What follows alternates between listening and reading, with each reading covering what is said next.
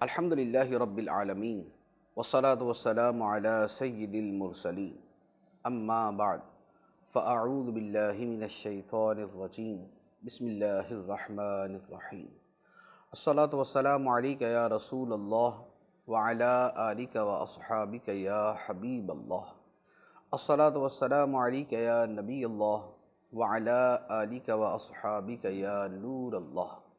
فیضان قرآن کے سلسلے میں حاضر ہیں اور آج سورہ منافقون کی ابتدا سے قرآن پاک کا درس سنیں گے۔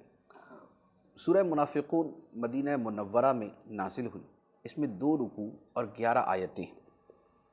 اس سورہ مبارکہ کے نام سے ہی واضح ہے کہ اس میں کیا مضامین بیان کیے گئے ہوں گے۔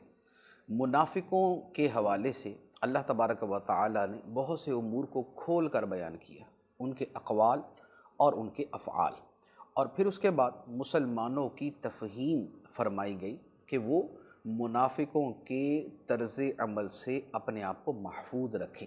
جو منافقوں کی کارستانیاں ہیں، جو ان کا طرز زندگی ہے، جو ان کی مال سے محبت ہے، مسلمان اپنے آپ کو اس سے دور رکھیں۔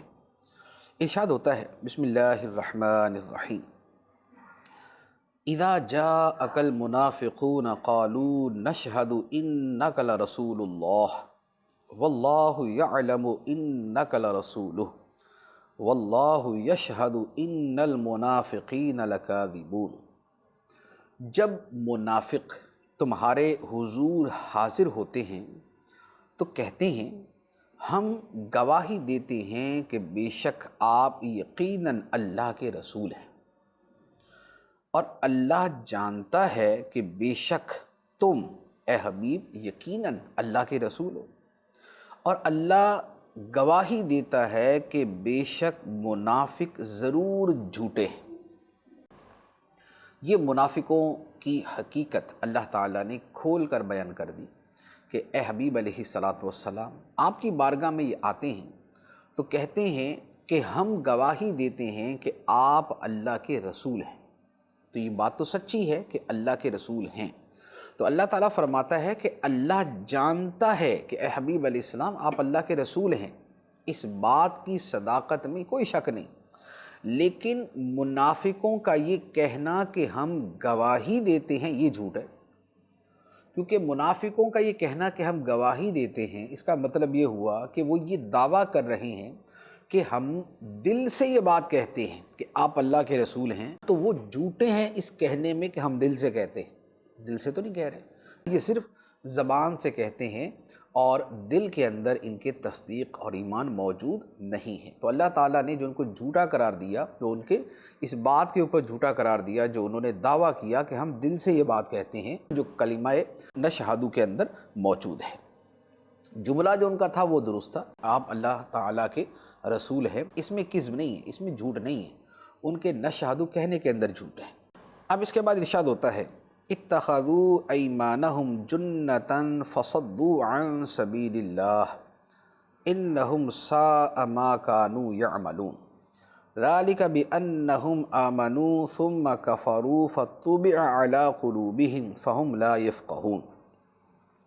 اور انہوں نے اپنی قسموں کو ڈھال بنا لیا تو انہوں نے اللہ کے راستے سے روکا، بے شک وہ بہت ہی برے کام کرتے ہیں۔ یہ اس لیے ہے کہ وہ زبان سے ایمان لائے پھر دل سے کافر ہو گئے، تو ان کے دلوں پر مہر لگا دی گئی تو اب وہ سمجھتے نہیں۔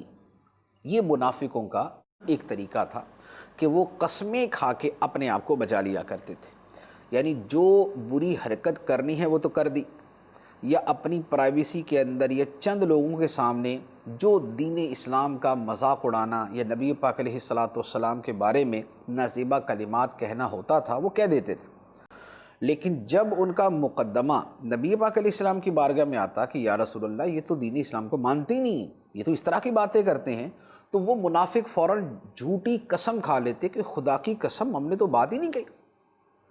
تو اب چونکہ جو مدعی ہوتا ہے اس کے اوپر گواہ پیش کرنا ہے، ورنہ مدعا علیہ قسم کھا لے، تو اب جو ان کی شکایت لے کے آتا اس کے پاس گواہ ہوتے ہی نہیں تھے، تو لہذا وہ بیچارہ خاموش ہو جاتا صحابی، اور اس کے مقابلے میں منافق جھوٹی قسم کھا کے اپنے آپ کو بچا لیتے، اور لیکن اپنے اس خلوت کے طرز عمل سے لوگوں کو اللہ کی راہ سے روکتے تھے، نبی پاک علیہ السلام کی بارگاہ میں آنے سے روکتے تھے۔ تو اللہ تعالیٰ نے اس کو بیان فرمایا کہ یہ اپنی قسموں کو ڈھال بناتے ہیں اپنے بچاؤ کے لیے، تاکہ ان کے اوپر جو حد شرعی ظاہری اعتبار سے لگنی چاہیے، ظاہری حکم کے اعتبار سے لگنی چاہیے، وہ نہ لگے۔ اور یہ کیوں کرتے ہیں؟ فرمایا اس لیے کہ زبان سے مومن ہیں، دل سے کافر ہیں، زبان سے اقرار کرتے ہیں لیکن دل سے نہیں مانتے، تو ان کے دلوں پہ مہر لگی ہوئی، کیونکہ منافقانہ طرز عمل دل پہ مہر لگا دیتا ہے۔ ایک آدمی حق کے بارے میں یہ رویہ اختیار کرتا ہے کہ جب تک وہ اسے غلط سمجھتا ہے تو غلط بولتا ہے، جب اسے صحیح سمجھ آ جاتی ہے تو مان لیتا ہے، لیکن اگر کوئی دل سے یہ سمجھ کر بھی کہ بات ٹھیک ہے پھر بھی ظاہر میں مانے اندر سے نہ مانے، یہ منافقت ہوتی ہے۔ اور جب یہ طرز عمل ہو تو پھر تسلیم کرنے کی گنجائش نہیں ہوتی، اور پھر وہ دلوں پہ مہر لگنے کا سبب بن جاتا ہے۔ اب ان کے بارے میں مزید ارشاد ہوتا ہے، فرمایا وَإِذَا رَأَيْتَهُمْ تُعْجِبُكَ أَجْسَامُهُمْ وَإِن يَقُولُوا تَسْمَعْ لِقَوْلِهِمْ كَأَنَّهُمْ خُشُبٌ مُّسَنَّدَةٌ يَحْسَبُونَ كُلَّ صَيْحَةٍ عَلَيْهِمْ هُمُ الْعَدُوُّ فَاحْذَرْهُمْ قَاتَلَهُمُ اللَّهُ أَنَّىٰ يُؤْفَكُونَ۔ اور جب تم انہیں دیکھتے ہو تو ان کے جسم تجھے اچھے لگتے ہیں، اور اگر وہ بات کریں تو تم ان کی بات غور سے سنو گے، حقیقتاً وہ ایسے ہیں جیسے وہ دیوار کے سہارے کھڑی کی ہوئی لکڑیاں، وہ ہر بلند ہونے والی آواز کو اپنے خلاف ہی سمجھتے ہیں، وہی دشمن ہیں تو ان سے محتاط رہو، اللہ انہیں مارے، یہ کہاں اوندے جاتے ہیں۔ یہ اللہ تعالیٰ نے منافقوں کی کچھ اور باتیں مزید جو ہے وہ وضاحت کے ساتھ بیان فرمائی۔ وہ کیا ہے؟ منافقوں کے اندر جو ان کا سردار تھا عبداللہ ابن ابی، اسے رئیس المنافقین یعنی سردار منافقین کہا جاتا تھا بڑا صحت مند، خوبصورت اور ایک اچھا جسے کہا جائے کہ وجیح آدمی، باتیں بھی بڑی شاندار کرتا تھا، تو جسم دیکھیں تو لگے کہ کیا بات ہے، گفتگو کرے تو تعجب ہو کہ اتنی شاندار گفتگو کرتا ہے، لیکن تھا منافق۔ تو اللہ تعالیٰ نے اس کے بارے میں فرمایا کہ جسم دیکھو تو تمہیں اچھا لگے، باتیں سنو تو تم توجہ کرو، غور سے سنو کہ اتنی شاندار باتیں کر رہے، لیکن فرمایا کہ یہ سب ظاہر ہے۔ جسم کا اچھا ہونا تو ویسے ہی حقانیت کی دلیل نہیں، اسی طرح صرف باتوں کا اچھا ہونا بھی کوئی حقانیت کی دلیل نہیں ہے۔ کیوں؟ اس لیے کہ اصل معاملہ تو دل کا ہے، دل ٹھیک ہے، دل مومن ہے تو اب گفتگو کا اعتبار ہوگا۔ اب اچھی گفتگو بہت اچھی بات ہے، جیسے صوفیہ کرام، علماء کرام کرتے ہیں کہ دل سے مومن ہے اور گفتگو بھی بڑی پیاری کرتے ہیں، لیکن دل سے کوئی کافر ہو، دل سے کوئی غیر مومن ہو اور باتیں بڑی شاندار کرے تو اس کا کوئی اعتبار نہیں۔ صوفیہ کرام کی باتیں کرنے والے آپ کو ایسے ملیں گے، باتیں کریں گے محی الدین ابن عربی رحمۃ اللہ علیہ کی، اور اندر سے ایسا کفری عقیدہ رکھ کے بیٹھے ہوں گے کہ علامہ والحفیظ۔ تو ایسے لوگوں کا کوئی اعتبار نہیں ہے۔ فرمایا کہ یہ ایسے ہیں جیسے دیوار کے سہارے کھڑی کی ہوئی لکڑیاں۔ تو لکڑی کیا ہوتی ہے؟ بے جان ہوتی ہے، اندر کچھ بھی نہیں ہوتا، اس کے روح ہی نہیں ہے اس کے اندر، لکڑی کے اندر روح ہی نہیں ہے۔ تو دکھنے میں خوبصورت لکڑی، دیکھنے کے اندر آنکھوں کو بھلی لگنے والی، لیکن اندر اس کے روح نہیں ہے، جان نہیں ہے، اس کے اندر کوئی حقیقت نہیں۔ تو فرمایا یہ منافق ایسے ہیں، اور ان کا حال یہ ہے کہ چونکہ دل میں چور ہے ان کے، لہذا جب کوئی آواز بلند ہوتی ہے کہ لوگوں کو بلایا جاتا ہے تو منافقوں کے دل میں فوراً ڈر پیدا ہو جاتا ہے کہ لگتا ہے ہمارے بارے میں کوئی قرآن کی آیت اتر آئی ہے، لگتا ہے ہمارے بارے میں پتہ چل گیا ہے اور اب ہمارے لیے یہ لوگ جمع ہو رہے ہیں۔ تو جس کے دل میں چور ہوتا ہے وہ ہمیشہ جو ہے وہ اس طرح کی کسی بھی بات کے بارے میں یہ سمجھتا ہے کہ یہ میرے ہی بارے میں، جیسے مثال کے طور پہ 10 آدمی بیٹھے ہوں اور ان کے اندر کوئی پرلے درجے کا رشوت خور، حرام خور ہو، اور وہاں بیٹھا ہوا ایک بندہ بول دے کہ بھائی پتہ چلا ہے کہ ہمارے ہی قرب و جوار کے اندر کوئی بندہ بڑی رشوت لے رہا ہے، تو اب غور کرے اس رشوت خور کا، اس حرام خور کا کیا حال ہوگا۔ سب سے پہلے اسی کے دل میں جو ہے نا اسی کو تکلیف شروع ہو جائے گی اور اسی کے پیٹ کے اندر گڑگڑ شروع ہوگی کہ لگتا ہے میرے بارے میں پتہ چل گیا. کیوں؟ اس لیے کہ چور وہ ہے. تو منافقوں کا معاملہ یہ تھا کہ آواز بلند ہوتی تھی، خواہ وہ جہاد کے لیے جمع کرتے تھے یا کسی اور مقصد کے لیے، لیکن ان کو ڈر یہ ہوتا تھا کہ لگتا کوئی آیت آ گئی ہمارے بارے میں اور بس اب ہماری خیر نہیں، یا ہمارا راز فاش ہو گیا، کسی نے جا کے بتا دیا اور اب ہمارے لیے لوگ جمع ہو رہے اور ہمیں بھی بلایا جا رہا اور اب ہمیں سزا دینی. تو یہ ہوتا ہے دل کا چور. تو جو بندہ ضمیر کا مجرم ہو، جو اندر کا چور ہو، جو چھپا ہوا حرام خور ہو، اس کا طرز عمل ایسا ہی ہوتا ہے کہ ہر بلند ہونے والی آواز سے اس کی طبیعت سب سے پہلے خراب ہوتی ہے.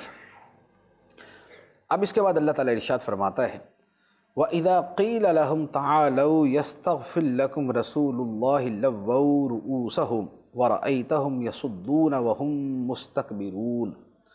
اور جب ان سے کہا جائے کہ آؤ تاکہ اللہ کے رسول تمہارے لیے معافی چاہیں تو وہ اپنے سر گھما لیتے ہیں اور تم انہیں دیکھو گے کہ تکبر کرتے ہوئے منہ پھیر لیتے ہیں.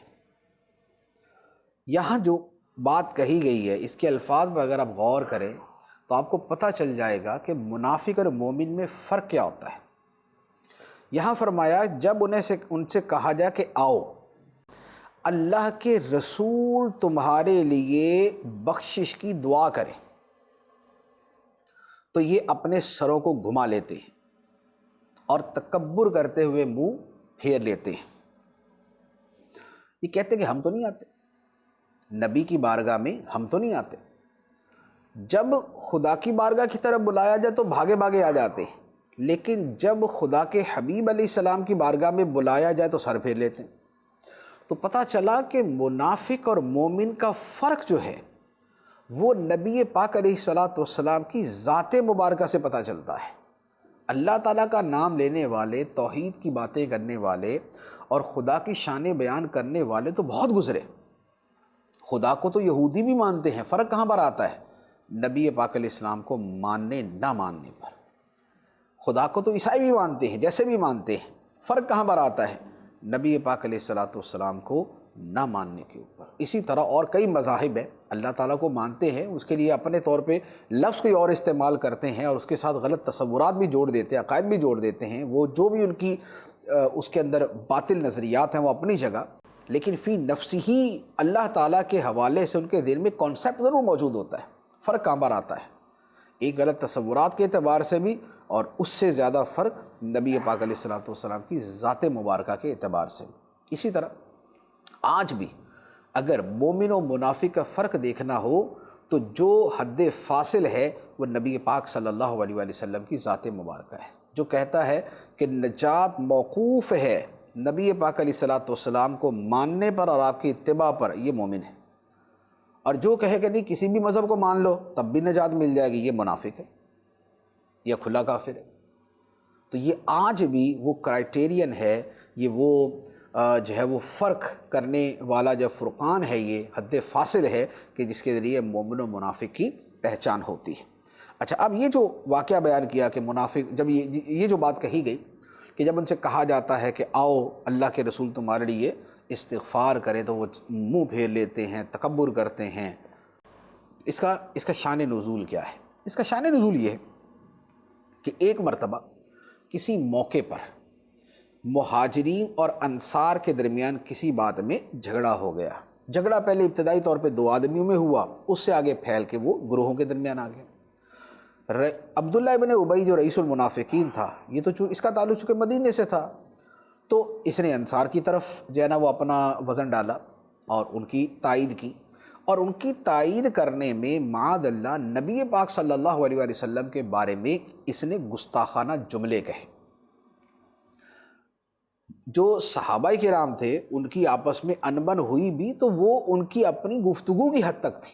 سرکار دو عالم صلی اللہ علیہ وآلہ وسلم کے بارے میں تو کوئی صحابی تصور نہیں کر سکتا کہ بے ادبی کا جملہ بولے. جو حضور پہ جانیں قربان کرنے والے وہ ایسا جملہ کیسے بول سکتے؟ لیکن یہ منافق تھا، اس کو موقع مل گیا. اس کو موقع ملا تو منافقین موقع ہی تلاش کرتے ہوتے ہیں. مومنوں کا، مسلمانوں کا کوئی ایسا معاملہ آ جائے تو منافقوں کو موقع ہی چاہیے ہوتا ہے اپنی بات کو کرنے کا. جیسے آج بھی ہوتا ہے کہ سیکولرز اور لبرلز کیا کرتے ہیں کہ کوئی واقعہ ہو گیا مذہبی اعتبار سے یا مذہبی اعتبار سے نہیں بھی ہوا، جیسے مثال کے طور پہ یہ تیزاب پھینکنے کے واقعات ہے، عورتوں پہ تیزاب پھینک دیتے، حرام ہے، حرام ہے، اشد حرام۔ اسی طرح غیرت کے نام پہ قتل کر دیا جاتا ہے، یہ بھی جائز نہیں، غیرت کے نام پہ قتل شرعاً جائز نہیں ہے، حرام ہے یہ۔ لیکن اس کو لبرلز اور سیکولرز کیا کرتے ہیں، اٹھا کے علماء کے خلاف بکواس کرنا شروع کر دیتے ہیں۔ کیوں؟ اس لیے کہ منافقوں کو موقع چاہیے کہ وہ کسی بھی بات کو اسلام کے خلاف، دین کے خلاف، دینداروں کے خلاف استعمال کر سکے۔ اور یہ جو اب ان کا طرز عمل ہے یہ تب سے چلتا آ رہا ہے۔ تو عبداللہ ابن ابی جو رئیس المنافقین تھا، اس نے یہی کیا کہ جھگڑا مسلمانوں کا آپس میں کسی چھوٹی سی بات پہ ہوا اور اس نے اٹھا کے نبی پاک علیہ الصلوۃ والسلام پر اعتراض کرنا شروع کر دی اور اس نے بڑی بے ادبی کے جملے بولے۔ اب یہ شکایت لے کر ایک صحابی نبی پاک علیہ الصلوۃ والسلام کی بارگاہ میں آئے اور آ کے عرض کیا کہ یا رسول اللہ، اس نے ایسے ایسے باتیں کہیں۔ تو نبی پاک علیہ الصلوۃ والسلام نے اس کو بلایا کہ بھی اس کو بلایا جائے، اس سے بات کرتے کہ اس طرح کھلم کھلا یہ شروع ہو گیا۔ تو جب رئیس المنافقین کو بلایا گیا تو اس نے کہا میں نہیں آتا۔ نبی نے کہا کہ نماز پڑھو، میں نے نماز پڑھی، انہوں نے کہا زکوٰۃ دو، میں نے زکوٰۃ دی، تو اب میں کیا ان کو سجدہ کروں کیا، ان کو جا کے ان کو خدا مان لوں کیا؟ تو یہ اس نے آگے سے معاذ اللہ جواب دیا۔ تو اس پہ اللہ تبارک و تعالیٰ نے فرمایا کہ یہ منافقوں کا طرز عمل ہے کہ جب بارگاہ مصطفیٰ علیہ تحیۃ و ثناء میں بلایا جاتا ہے تو وہ آنے سے منع کر دیتے ہیں۔ اب نبی پاک علیہ الصلوۃ والسلام کو فرمایا گیا کہ یہ لوگ کہ جو آپ کے بارگاہ میں آنے کے یوں منکر ہیں، تو فرمایا کہ یہ آ بھی جاتے تو خدا ان کو بخشتا نہیں، خدا ان کو معاف نہیں کرتا۔ جو گستاخ رسول ہے اللہ تعالیٰ اس کو معاف نہیں کرتا۔ تو فرمایا سواء علیہم استغفرت لہم ام لم تستغفر لہم لن یغفر اللہ لہم ان اللہ لا یہدی القوم الفاسقین۔ ان کے حق میں برابر ہے کہ تم ان کے لیے استغفار کرو یا ان کے لیے استغفار نہ کرو، اللہ انہیں ہرگز نہیں بخشے گا، بے شک اللہ نافرمانوں کو ہدایت نہیں دیتا۔ تو یہ آ کے اگر بیٹھ بھی جاتے اور اپنی منافقت پر باقی رہتے اور پھر ان کے لیے بخشش کی دعا ہوتی تو ان کی بخشش نہ ہوتی۔ نہ کفر کی بخشش ہے، نہ شرک کی بخشش ہے، نہ منافقت کی بخشش ہے، کہ منافقت و کفر کی ایک صورت ہے۔ تو منافق کے لیے پہلے دعا کرنے منع نہیں تھا، تو یہ اس وقت کے اعتبار سے فرما دیا کہ آپ ان کے لیے مغفرت کی دعا کریں نہ کریں برابر ہے۔ پھر ان کے لیے مغفرت کی دعا کرنے سے ہی منع کر دیا گیا، پھر اس سے باقاعدہ منع کر دیا گیا کہ ان کے لیے بخشش کی دعا کرنی ہی نہیں۔ اب اس کے بعد منافقوں کے اگلی گفتگو اور اگلا طرز عمل بیان کیا جاتا ہے۔ ہم الذین یقولون لا تنفقوا علی من عند رسول اللہ لا تنفقوا علی من عند رسول اللہ حتی ینفضوا وللہ خزائن السماوات والارض ولکن المنافقین لا یفقہون۔ وہی ہیں جو کہتے ہیں کہ ان پر خرچ نہ کرو جو رسول اللہ کے پاس ہے یہاں تک کہ وہ ادھر ادھر ہو جائیں، حالانکہ آسمانوں اور زمین کے خزانے اللہ ہی کی ملک ہیں، مگر منافق سمجھتے نہیں۔ یہ ایک منافقوں کی دوسری گفتگو ہے کہ انہوں نے کہا کہ یہ جو مہاجر صحابہ کرام مکے سے آتے جا رہے تو منافق آپس میں کہتے تھے ان کو خرچہ ورچہ نہیں دو، ان کو پیسے نہ دو، ان کو کھانا نہ دو، ان پہ خرچ نہ کرو، یہ خود ادھر ادھر بکھر جائیں گے، جب ان کو کھانے کو نہیں ملے گا، بھوکے رہیں گے تو بھاگ جائیں گے یہاں سے۔ یہ منافقوں نے جو معاش کا مسئلہ ہے اسے مسلمانوں کے خلاف استعمال کرنے کی کوشش کی، جو مہاجر صحابہ کرام تھے ان کے خلاف استعمال کرنے کی کوشش کی۔ اللہ تعالیٰ نے ان کا رد کرتے ہوئے فرمایا کہ یہ ایسے ناسمجھ ہیں کہ یہ نہیں جانتے کہ آسمان و زمین کے سارے خزانوں کا مالک تو خدا ہے، اور خدا کی رضا کے لیے یہ اپنا گھر چھوڑ کے مدینے آئے ہیں۔ تو جس مالک ارض و سما اور خزائن سماوات والارض کے مالک کی رضا کے لیے اپنے گھر چھوڑ کے آئے ہیں، وہ ان کو بھوکا نہیں چھوڑے گا، وہ ان کو محتاج نہیں چھوڑے گا، وہ ان کے لیے اسباب پیدا فرمائے گا۔ تو یہ منافق نہیں سمجھتے کہ جو اللہ کے دین کے لیے، خدا کی رضا کے لیے قربانی دیتا ہے، اللہ تعالیٰ اسے بے آسرا نہیں چھوڑتا، اللہ تعالیٰ اس کی مدد فرماتا ہے۔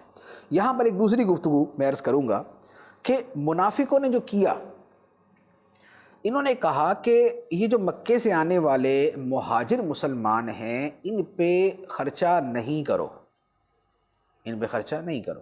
ہوگا کیا؟ بھاگ جائے گا۔ یہ معاش سے تنگ کر کے لوگوں کو دین سے دور کرنا منافقوں کا طریقہ رہا، اور یہی وہ طرز عمل تھا کہ جب پاک و ہند پر، بر صغیر پر کافروں نے، غیر مسلموں نے قبضہ کیا تو انہوں نے کیا کیا؟ انہوں نے جو نوکریاں مدرسے سے پڑھنے والوں کو ملتی تھی وہ ختم کر دی، اور اسے کنورٹ کر دیا اسکول کی طرف، کہ جو اسکول کا پڑھا ہوگا اسے نوکری ملے گی، مدرسے کے پڑھے ہوئے کو نوکری نہیں ملے گی۔ کیوں کیا؟ آپ سمجھ سکتے اس لیے کیا جو یہاں بیان کیا گیا، کہ جب مدرسے سے پڑھ کے نوکری نہیں ملے گی، معاش نہیں ملے گا، تو لوگ مدرسہ چھوڑ دیں گے، دین سے خود ہی دور ہو جائیں گے۔ یہ وہ پالیسی تھی جس کی وجہ سے یہ سارا طرز عمل اختیار کیا گیا، اور افسوس یہ کہ اب اسلامی ملکوں میں بھی یہی ہوتا ہے، حتیٰ کہ ہمارے ملک میں یہی ہوتا ہے کہ اسکول کالج کا پڑھا ہوا جو ہے اس کے لیے معاش کے دروازے کھلے ہوئے، اس کے لیے نوکریوں کے دروازے کھلے ہوئے، اور مدرسے والے کے لیے قدم قدم پہ رکاوٹ ہے۔ کیوں؟ تاکہ جب ان کو معاش ملے گا نہیں تو مجبور ہو کے مدرسے چھوڑیں گے، بند ہوں گے مدرسے، یہ دین کی طرف جو اتنا جانے والے یہ خود ہی ختم ہو جائیں گے۔ آپ دیکھیں یہ طرز عمل کہاں سے شروع ہوتا ہے، اور اس پہ عمل کرنے والے اس وقت تو منافق تھے، آج کون ہیں؟ آج کے لوگوں کو تو ہم جو ہے وہ منافق نہیں کہتے، لیکن اپنے طرز عمل پہ غور تو کریں کہ کن کی پیروی کرتے ہیں، کہ لا تنفقو، نہ خرچ کرو ان کے اوپر، تاکہ حتیٰ ینفدوا، تاکہ بکھر جائیں، ادھر ادھر ہو جائیں، بھاگ جائیں یہاں سے۔ تو یہ مدرسوں کو ویران کرنے کے لیے اور دینی اداروں کو جو ہے وہ برباد کرنے کے لیے اور ختم کرنے کے لیے مختلف ہتھ کنڈے استعمال کیے جاتے ہیں۔ اگر کسی یونیورسٹی کو گرانٹ دے دی جائے، پیسہ دے دیا جائے، اس پہ کبھی کسی کو کلام نہیں ہوتا، سارے تعریفیں کریں گے، واہ جی واہ کیا بات ہے۔ لیکن اگر حکومت کبھی کسی مدرسے کے لیے گرانٹ کا اعلان کر دے تو شرق سے لے کر غرب تک، ملک کے ایک کنارے سے لے کر دوسرے کنارے تک، سیکولرز، لبرلز، یہ سب کو تکلیف شروع ہو جاتی، مدرسے کو وہ گرانٹ دے دی، ان کو کیوں گرانٹ دے دی، ان کو کیوں پیسہ دے دی۔ یہ ہے مسلمان کہلانے والے، افسوس یہ ہے مسلمان کہ اسکول کالج کی تعلیم پہ خرچ ہو تو خوشیاں منائیں، اور تعریفی جو ہے نا وہ خوشامد کے جو ہے نا وہ مقالے لکھیں اور کالم لکھیں، اور اگر مدرسے کو دے دیا جائے تو سب کو تکلیف شروع ہو جائے۔ یہ مسلمان ہیں؟ کیا یہ مسلمان کا طرز عمل ہونا چاہیے کہ قرآن و حدیث کی تعلیم کے لیے پیسے دیے جائیں تو ان کا رویہ بدل جائے، ان کو غصہ آنا شروع ہو جائے، ان کی تنقید شروع ہو جائے، ان کے اعتراضات شروع ہو جائیں؟ اللہ تعالیٰ ان کو ہدایت عطا فرما۔ اب اس کے بعد اگلی بات ارشاد ہوتی ہے، فرمایا یقولون لئن رجعنا الى المدینۃ لیخرجن الاعز منها الاذل وللہ العزۃ ولرسولہ وللمؤمنین ولکن المنافقین لا یعلمون۔ وہ کہتے ہیں، قسم ہے اگر ہم مدینہ کی طرف لوٹ کر گئے تو ضرور جو بڑی عزت والا ہے وہ اس میں سے نہایت ذلت والے کو نکال دے گا، حالانکہ عزت تو اللہ اور اس کے رسول اور مسلمانوں ہی کے لیے ہے، مگر منافقوں کو معلوم نہیں۔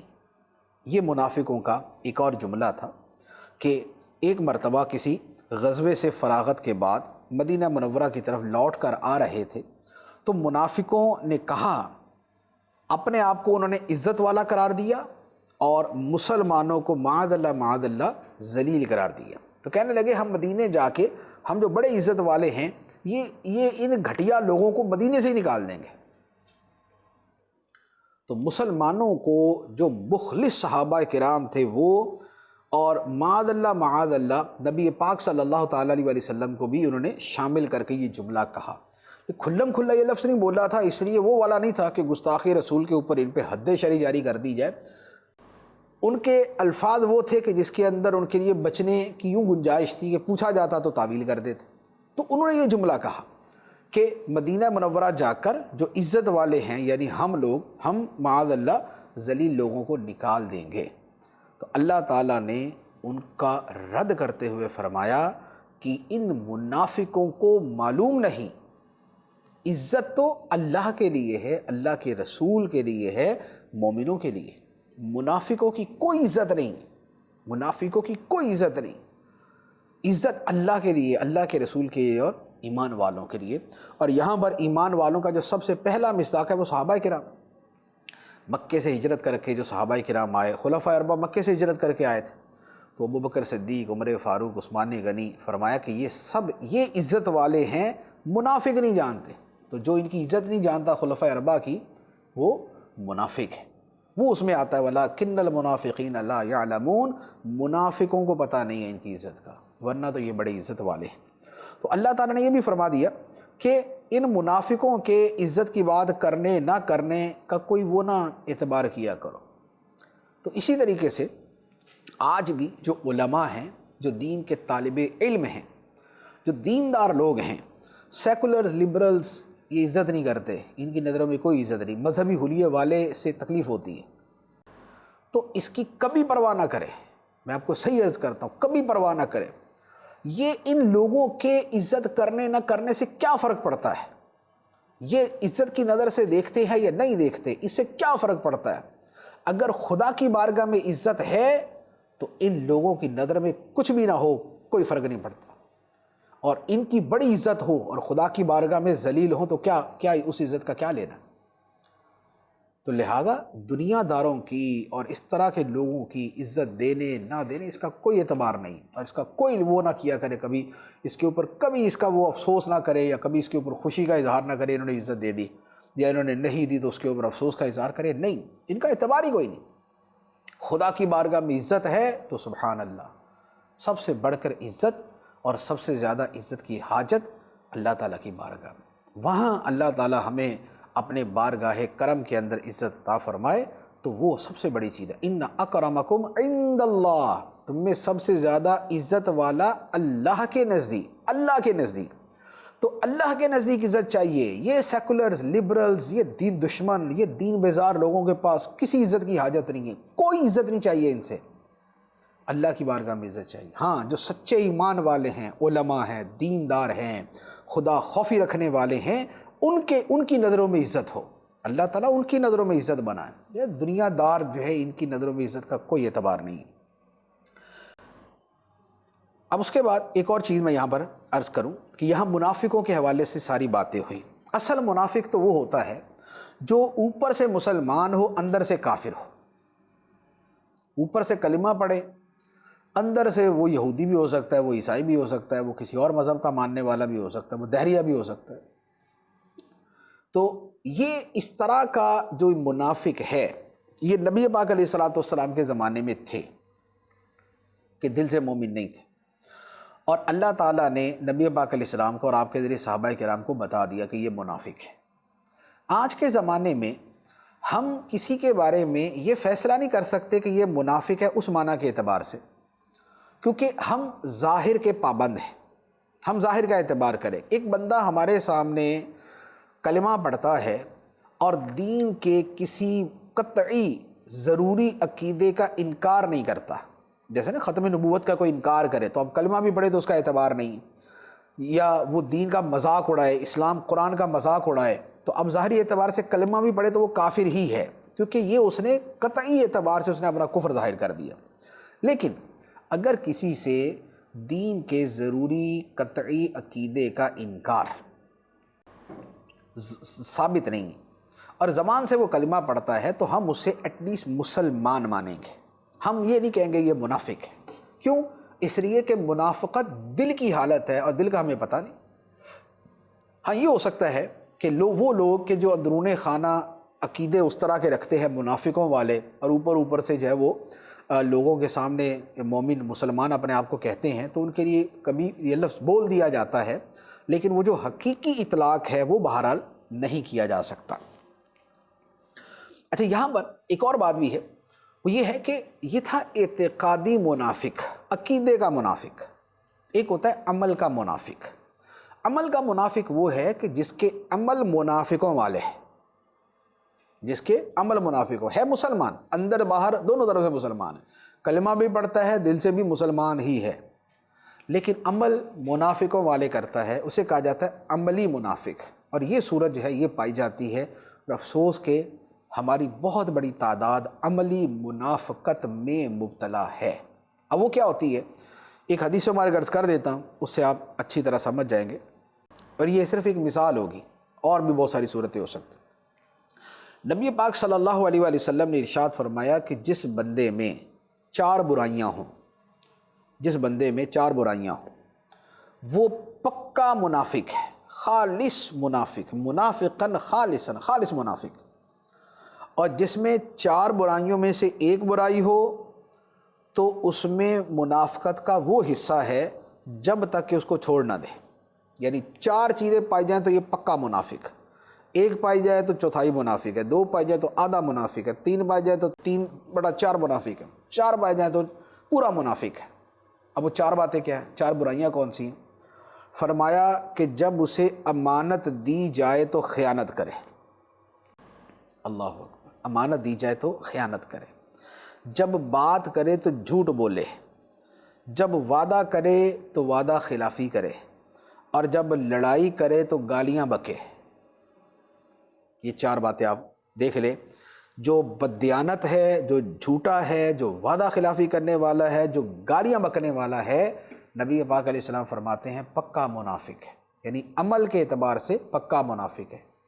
تو یہ اب غور فرما لے کہ کہیں ہمارے اندر یہ برائیاں نہ ہوں، ہمارے اندر منافقت کی یہ چیزیں نہ ہوں۔ ایک اور حدیث مبارک عرض کر دیتا ہوں، کیونکہ وہ بھی اتنی ہی پائی، اس کے جو خصلتیں ہیں وہ بھی اتنی ہی پائی جاتی ہیں جتنی یہ ہیں۔ نبی پاک علیہ السلام نے فرمایا کہ ہمارے اور منافقوں کے درمیان فرق عشاء اور فجر کی نماز ہے۔ منافق ان دونوں نمازوں میں حاضر ہونے کی استطاعت نہیں رکھتے۔ فجر عشاء منافقوں میں سب سے بھاری ہے، ظہر اثر مغرب تو چلے دن میں جاگ رہے ہوتے پڑھ لیتے، عشاء نیند یا ڈرامہ یا ٹی وی یا دوستیاں یا گپے شپے قربان کرنا، اور فجر میں بستر چھوڑنا، یہ منافقوں پہ بڑا بھاری ہے۔ اب آپ غور کر لیجئے کہ ہم کس میں ہیں۔ کیا عشاء اور فجر ہمارے لیے مشکل ہے؟ کیا عشاء کے وقت ہمارا سر بوجھل ہو جاتا ہے، فجر کے بعد بستر سے نکلا نہیں جاتا؟ اگر ایسا ہی ہے تو پھر یہ منافقت کی علامت ہے۔ اللہ تعالی ہمیں اس سے محفوظ فرمائے۔ اب اس کے بعد ارشاد ہوتا ہے، یا ایھا الذین آمنوا لا تلہکم اموالکم ولا اولادکم عن ذکر اللہ ومن یفعل ذلک فاولئک ھم الخاسرون۔ اے ایمان والو، تمہارے مال اور تمہاری اولاد تمہیں اللہ کے ذکر سے غافل نہ کر دیں، اور جو ایسا کرے گا تو وہی لوگ نقصان اٹھانے والے ہیں۔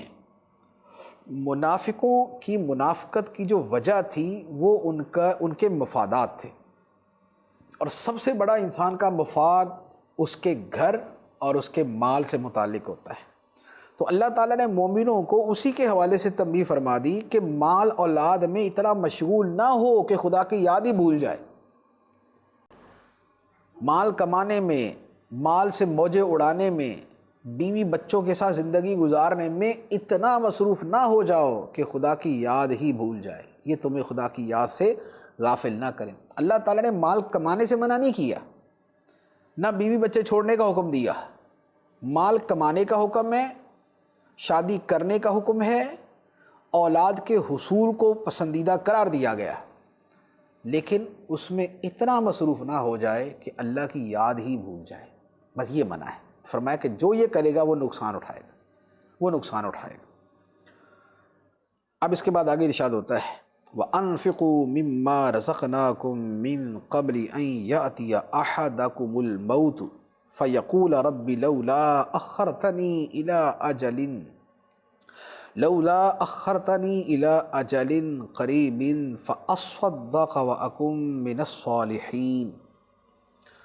اور ہم نے تمہیں جو رزق دیا، اس رزق میں سے اس وقت سے پہلے کچھ ہماری راہ میں خرچ کر لو کہ تم میں سے کسی کو موت آئے تو وہ کہنے لگے، اے میرے رب، تو نے مجھے تھوڑی سی مدت تک کیوں مہلت نہ دی کہ میں صدقہ دیتا اور صالحین میں سے ہو جاتا، نیکوں میں سے ہو جاتا۔ یہ اللہ تعالیٰ نے کتنی خوبصورت، کتنے خوبصورت انداز کے اندر یہ بات ارشاد فرمائی کہ اے مسلمانوں، یہ مومنوں سے خطاب ہے نا، یہ وہ بات چل رہی ہے، فرمایا کہ اے مومنوں، اے مسلمانوں، ہم نے جو تمہیں رزق دیا ہے اس میں سے تھوڑا سا اللہ کی راہ میں بھی دیا کرو، اور اس وقت کے آنے سے پہلے پہلے دے دو کہ جب تم میں سے کسی کو موت آ جائے تو اب دینے کا معاملہ ختم، اب نہیں دے سکتے، موت آ گئی تو اب تو اختیار ہی ختم ہو گیا نا، اب کس کو بولیں گے میرا مال اللہ کی راہ میں خرچ کر دو۔ تو فرمایا کہ موت آنے سے پہلے پہلے کچھ مال ہماری راہ میں خرچ کر لو، پھر کہیں ایسا نہ ہو کہ خدا کی بارگاہ میں جا کے یہ کہو کہ یا اللہ تھوڑی سی مہلت اور دے دیتا، تھوڑی سی مہلت اور دے دیتا تاکہ میں تیری راہ میں صدقہ کرتا اور نیک بن جاتا۔ تو موت کے بعد کوئی مہلت نہیں ہے کہ بندہ صدقہ کرے اور نیک بن جائے، موت سے پہلے پہلے صدقہ، موت سے پہلے نیک بننا، موت سے پہلے توبہ، موت سے پہلے نماز، موت سے پہلے جو نیکی ہے موت سے پہلے۔ تو یہ بڑا نازک معاملہ ہے۔ اس آیت مبارکہ پر عمل کی نیت سے میں تو یہ عرض کروں گا کہ جو یہ سنے وہ ہاتھوں ہاتھ ہی اللہ تعالیٰ کی راہ میں کچھ نہ کچھ صدقہ کر دے تاکہ اس آیت مبارکہ پر کچھ نہ کچھ تو عمل ہو۔ ہاں ایک صورت میں آپ کو عرض کر دیتا ہوں، آپ وہ اسے اختیار کریں، انشاءاللہ عز و جل آپ کو بڑا فائدہ ہوگا۔ وہ یہ ہے کہ کچھ صدقات جاریہ ہوتے ہیں۔ صدقات جاریہ وہ ہیں کہ جو موت کے بعد بھی نفع دیتے رہتے ہیں۔ جیسے آپ نے کوئی مسجد بنا دی، آپ نے کوئی مدرسہ تعمیر کر دیا، آپ نے کسی طالب علم کا خرچہ اٹھایا حتیٰ کہ وہ عالم ہی بن گیا، آپ نے کسی عالم دین کی خدمت کی کہ جس کی وجہ سے وہ اپنے دین کے کاموں میں لگا رہا، آپ نے کوئی دینی کتاب جو ہے وہ لوگوں میں تقسیم کی، آپ نے مسجد کی تعمیر میں حصہ لے لیا، آپ نے غریبوں کی بھلائی کے لیے کوئی سینٹر بنا دیا، آپ نے جو ہے وہ اس طرح کا کوئی کام کر دیا، تو آپ دنیا سے چلے بھی جائیں گے، آپ دنیا سے چلے بھی جائیں گے، یہ کام جاری رہیں گے، آپ کو ثواب ملتا رہے گا۔ تو یہ وہ نیکی ہے کہ موت کے بعد بھی آپ کو ثواب ملتا رہے گا۔ تو جو آپ نے علم پھیلایا، وہ جو آپ کے بعد علم پڑھتے رہیں گے، آگے پہنچاتے رہیں گے، آپ کو ثواب ملتا رہے گا۔ اسی طرح جو مدرسہ مسجد بنائی اس کا ثواب ملتا رہے گا۔ تو یہ ایک بڑی ہی ایک خوبصورت طریقہ ہے کہ جس سے آپ اپنی نیکیوں کا سلسلہ موت کے بعد بھی جاری رکھ سکتے ہیں۔ اسی طرح اولاد کی اچھی تربیت کی کہ جو آپ کے مرنے کے بعد آپ کے لیے دعا کرے۔ انگلش پڑھائی اور اس کو انگلش میں لگا کے رکھا اور دنیا ہی پڑھائی، تو موت کے بعد 2-4 ہفتے تو وہ دعا کرے گا، اس کے بعد والد صاحب خدا حافظ۔ تو اولاد کو دین سکھایا تاکہ وہ پوری زندگی باپ کے مرنے کے بعد بھی اس کے لیے دعا کرتی رہے۔ تو اولاد کی اچھی تربیت، نیک بنانا، نیک محفل ماحول اجتماع میں لے کے جانا، اسے نیک بنائے گا آپ کے لیے، وہ دعا کرے گی۔ اب اس کے بعد ارشاد ہوتا ہے وَلَن يُؤَخِّرَ اللَّهُ نَفْسًا إِذَا جَاءَ أَجَلُهَا وَاللَّهُ خَبِيرٌ بِمَا تَعْمَلُونَ، اور ہرگز اللہ کسی جان کو مہلت نہ دے گا جب اس کا مقررہ وقت آ جائے، اور اللہ تمہارے کاموں سے خوب خبردار ہے۔ جب موت کا وقت آ گیا تو اب اس کے بعد پھر مہلت نہیں ہے، پھر مرنا ہی ہے، پھر مہلت نہیں ہے۔ تو اس سے پہلے پہلے نیکی کرنے کا وقت ہے۔ اللہ تعالی ہمیں عمل کی توفیق عطا فرمائے، موت سے پہلے توبہ کرنے، نیک بننے، صالحین میں شامل ہونے کی توفیق عطا فرمائے۔ آمین بجاہ النبی الامین صلی اللہ علیہ وسلم۔